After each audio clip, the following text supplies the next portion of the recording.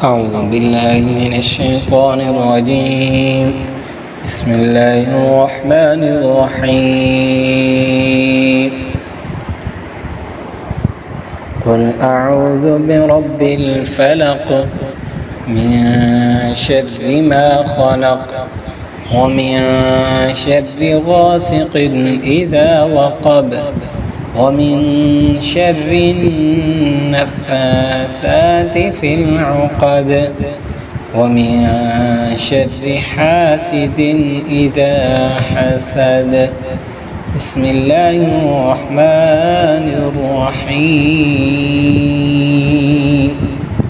قل أعوذ برب الناس